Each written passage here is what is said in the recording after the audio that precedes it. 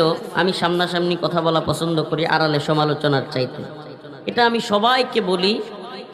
সবকিছু ভালো লাগছিল, শুধু দাঁড়িপাল্লার পক্ষে ভোট চাওয়া ছাড়া। মনে কিছু নিবেন না। বাংলাদেশে আওয়ামী জুলুমের সময়ে সবচেয়ে নির্যাতিত সংগঠন জামাতে ইসলাম কিংবা শিবির, বা আমরাও জুলুমের শিকার হয়েছি।